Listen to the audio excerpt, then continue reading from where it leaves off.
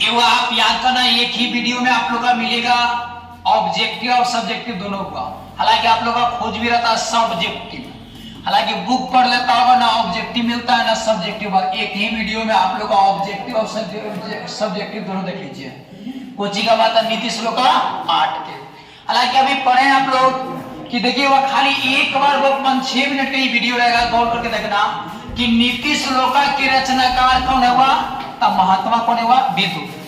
नीति श्लोक पाठ के रचनाकार कौन है, वह महात्मा विदुर। और याद करना विदुर नीति से संकलित पाठ का नाम क्या है, तो याद करना नीति श्लोक।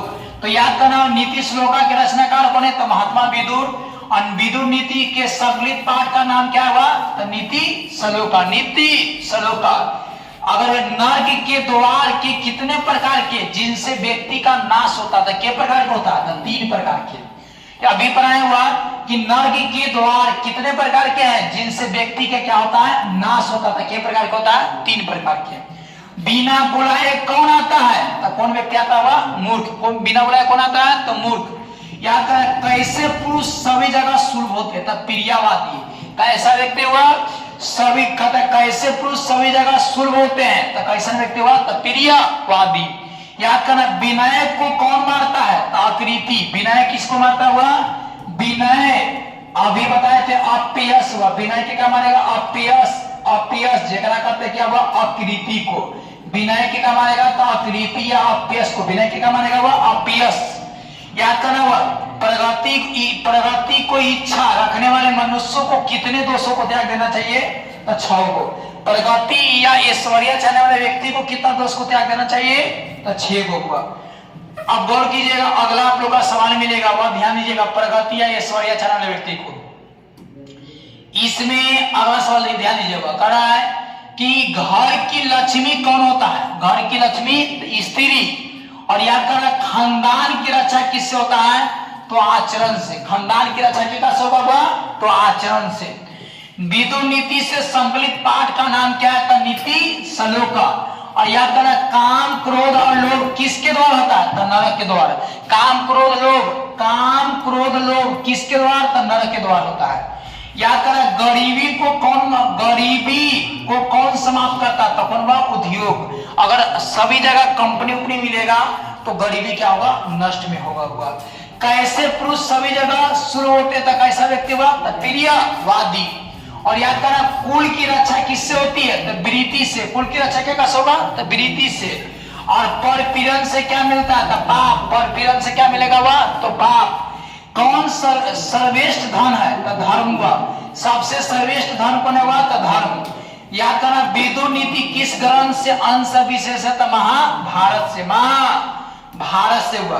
तो याद करना विदुर नीति किस ग्रंथ से, तो महाभारत से हुआ। देखो याद करना लिखा हुआ अपयश को कौन नष्ट करता है, तो अपयश को वह याद करना विनय। अपयश को विनय को कौन नष्ट करता है, तो विनय को कौन हुआ, तो अपयश। और अपयश को नर्मदा भी बोल सकते हैं। कौन ऐसा धन है जिससे संतुष्टि मिलती है, तो क्या से हुआ, विद्या से। याद करना किसके प्रश्न का उत्तर विदुर नीति देते हैं, तो धृतराष्ट्र मंत्री थे हुआ। किसके प्रश्न का उत्तर विदुर देते हैं, तो धृतराष्ट्र के धृतराष्ट्र के। रूप की रक्षा किससे होती है, तो उपटन से। आप प्रश्न उत्तर में कौन ग्रंथ है, तो विदुर नीति हुआ। अब याद करना इसमें तो गौर करना है, देखो याद करना पूछेगा नरक के कितने द्वार हैं, तो 3। अशुभ लक्षणों को कौन समाप्त करता था, सद्व्यवहार हुआ। और याद करना हुआ किससे विद्या की रक्षा होती है, तो विद्या की रक्षा होगा तो अभ्यास करेंगे तब हुआ, जगह योग कहते हैं। किससे सुख की प्राप्ति होती है, तो अहिंसा से। और अपना और पराया की गणना कौन करते हैं, तो निम्न चित्र वाले। कौन हुआ, निम्न चित्र वाले। धर्म की रक्षा किससे होती है, तो सत्य से। नीति श्लोक पाठ में कितने श्लोक होते हैं, तो 10 हुआ। याद करना विदुर किसके प्रश्नों का उत्तर देता है, तो धृतराष्ट्र के हुआ। विदुर नीति कौन था, विदुर कौन था, तो मंत्री था। विदुर कौन था, वह मंत्री। और विदुर नीति किस ग्रंथ का अंश विशेष है, तो महाभारत से हुआ। याद करना सभी जीवों को सत्य जानने वाला व्यक्ति को क्या कहते हैं, पंडित कहते हुआ। इसमें आपको गौर करना है। 34 नंबर ध्यान दो। देखो, सुंदर आचरण से किसका नाश होता है? तो कुल क्षण को हुआ। धृतराष्ट्र किससे प्रश्नों का उत्तर करता है? तो विदुर से। क्या से प्रश्न करेगा? तो विदुर से। नराधम किस पर विश्वास करता? तो अविश्वासी पर। सभी प्राणियों को जानने वाला कौन होता है? तो पंडित हुआ। याद करना, सुखवाहा क्या है? तो अहिंसा। सुखवाहा क्या है? वह तो अहिंसा। नीति श्लोका पाठ महाभारत के किस पर्व से संकलित है? तो उद्योग पर्व से हुआ। याद करना, इसमें हुआ लिखा हुआ ऐसा कि महाभारत, याद करना, महाभारत धृतराष्ट्र के प्रश्नों को समुचित उत्तर कौन देते हैं? तो मंत्री हुआ। याद करना, अप्रेष्टो बहुभाषते किस पाठ से उचित है? तो नीति श्लोका से। और परम तृप्ति देने वाला क्या होता है? तो विद्या होता है। परम तृप्ति देने वाला कौन होगा? तो विद्या। अब बस सब्जेक्टिव पर चलो। एग्जाम के लिए सबसे इंपोर्टेंट वाला सवाल है। हालांकि आप सेंटर का एग्जाम दिए होंगे तो ये वाला सवाल पूछा होगा। नीति श्लोका पाठ के अंदर मूर्ख चेता या मूर्ख किसे कहते हैं? तो याद करना हुआ कि वैसे व्यक्ति को मूर्ख कहते हैं जो बिना बुलाए किसी के यहाँ जाता है, ठीक है, और कहता है कि बिना कुछ पूछे बकबक करता है, और अविश्वासी व्यक्ति पर क्या करता है? विश्वास करता है। वैसे व्यक्ति को क्या कहते हैं? मूर्ख कहते हैं। तो वैसे व्यक्ति को मूर्ख कहते हैं जो बिना बुलाए किसी के यहाँ जाता है और बिना पूछे बकबक करता है, और अविश्वासी पर क्या करता है? विश्वास करता है। उसे क्या कहते हैं? मूर्ख कहते हैं। अगला जो सवाल है वह याद कीजिएगा। नीति श्लोका पाठ के आधार पर पंडित किसे कहते हैं? पंडित एग्जाम के लिए सबसे इंपोर्टेंट हुआ। तब पंडित बोलना हुआ कि नीति श्लोका पाठ के आधार पंडित वैसे व्यक्ति को हम पंडित कहते हैं जिसके कार्य में शीत हो, उष्ण हो, भय हो, प्रेम हो, समृद्धि असमृद्धि बाधा नहीं पहुंचाते, उस व्यक्ति को क्या कहते हुआ? मूर्ख कहते हैं। तो नीति श्लोका पाठ के आधार पर वैसे व्यक्ति को पंडित कहते हैं जिसके कार्य में शीत हो, उष्ण हो, भय हो, प्रेम हो, समृद्धि असमृद्धि और बाधा नहीं पहुंचता, तो वैसे व्यक्ति को क्या कहते हुआ? पंडित कहते हैं। याद करना हुआ अगला है कि नरक के कितने द्वार होते? तो नरक के 3 द्वार हुआ। काम, क्रोध, लोभ। काम, क्रोध, लोभ हुआ।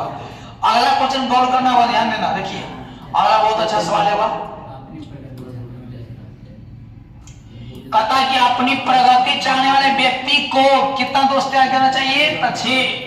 तो पहला निद्रा, तंद्रा, भय, काम, आलस और कुछ हुआ देर से काम करने की आदत। दीर्घ सूत्रता कहते हैं हुआ। कोई व्यक्ति दीर्घ सूत्रता क्या मतलब होता है? देर से काम करने की आदत को क्या कर देना चाहिए? त्याग देना चाहिए। हुआ देखो यही न था। पर अपनी प्रगति को जानने वाली व्यक्ति को दीर्घ सूत्रता के मतलब कोई व्यक्ति देर से, पहला हुआ अपनी प्रगति चाहने वाले व्यक्ति नींद को हटा देना चाहिए। तंद्रा, भय, क्रोध, आलस, देर से कोई व्यक्ति काम करने वाला आदत को क्या कर देना चाहिए? त्याग। तो बोलते थे दीर्घ सूत्रता। याद करना, नीति श्लोका पाठ से हमें क्या शिक्षा मिलती है? नीति श्लोका पाठ से हमें क्या? तो देखो नीति श्लोका पाठ से याद करना, नीति श्लोका पाठ से हमें यही शिक्षा मिलती है जो सांसारिक सुख क्षणिक और कथा आध्यात्मिक सुख अस्थायी है। सुंदर आचरण से हमें बुरे आचरण को भी समाप्त कर लेते हैं। याद करना हुआ नीति श्लोका पाठ से हमें यही शिक्षा मिलती है कि सांसारिक सुख, सांसारिक और कथा आध्यात्मिक सुख अस्थायी और सुंदर आचरण से हम बुरे आचरण को क्या कर लेते हैं? समाप्त कर सकते हैं। जैसे काम हो गया, क्रोध हो गया, लोभ हो गया, मोह हो गया, को नष्ट करके नरक से क्या कर सकते हैं? बच सकते हैं। अगला हुआ देखिए बहुत अच्छा है। देखिए वह ध्यान देना है कि 6 प्रकार के दोष कौन कौन है और पंडित पठित पाठ के आधार पर वर्णन करें। तो मनुष्य के 6 प्रकार के दोष पहला निंद्रा, तंद्रा, भय, क्रोध, लोभ, आलस तथा दीर्घ सूत्रता ऐश्वर्य चाहने वाले व्यक्ति को बाधक बनाने वाले होते हैं। जो पुरुष ऐश्वर्य चाहते हैं इन सभी दोषों को क्या कर देना चाहिए? त्याग देना चाहिए। हुआ आगे देखो क्वेश्चन है, बहुत अच्छा सवाल है। देखो नीति श्लोका पाठ के आधार पर सुलभ और दुर्लभ कौन होता है? सुलभ और दुर्लभ तो सदा प्रिय बोलने वाले अर्थात जो अच्छा लगे, कहता हुआ सुलभ व्यक्ति क्या है? तो सदा प्रिय बोलने वाले अर्थात जो अच्छा बोल लगे, और वही बोलने वाले जो मनुष्य सुलभ है, कहता है जो हमेशा शुभ अच्छा बात बोलता है तो वैसे व्यक्ति को कौन कहते हैं? शुभ। और कहता है कि अप्रिय और जीवन की सही मार्ग पर चलने जाने वाले वचन, कहता वचन बोलने वाले तथा सुनने वाले मनुष्य दोनों ही क्या होते हैं? दुर्लभ होते हैं। और बहुत अच्छा सवाल है, ध्यान दीजिएगा। अगला क्वेश्चन है कि नीति श्लोक का पाठ के आधार पर, देखो क्वेश्चन बहुत अच्छा है कि नीति श्लोक का पाठ के आधार पर अधम नर्म किसे कहते हैं? अधम नर्म। तो नीति श्लोक का पाठ के आधार पर वैसे व्यक्ति को जो बिना बुलाए हुए आ जाते हैं और वह बिना पूछे बहुत बोलते हैं, वैसे अविश्वासी पर विश्वास करते हैं। और लिखा हुआ अधम नर्म, अधम नर्म के मतलब हो जाता है मूर्ख व्यक्ति। कैसा व्यक्ति? मूर्ख। अधम नर्म किसे कहते हैं? तो मूर्ख की परिभाषा दे दीजिएगा। अगला देखिए क्वेश्चन है, लास्ट क्वेश्चन है, वह देखो समझिए कि हर परिस्थिति में धर्म की रक्षा करनी चाहिए। तो कहा गया है कि सर्वदेयम निधनम श्री, अर्थात अपने धर्म की रक्षा करने में अगर मृत्यु भी हो जाए तो वह क्या है? श्रेष्ठ है। अगर हम धर्म की रक्षा करें, वो अपना धर्म की रक्षा करें, तो उस समय अगर मृत्यु भी हो जाता है तो हम क्या? वह श्रेष्ठ है और अच्छा है। और अपने धर्म का कल्याण करने में स्वयं एक दूसरे को भी क्या कर सकता है? कल्याण संभव हुआ। और यही हम लोग कितना जब भूख निकलेगा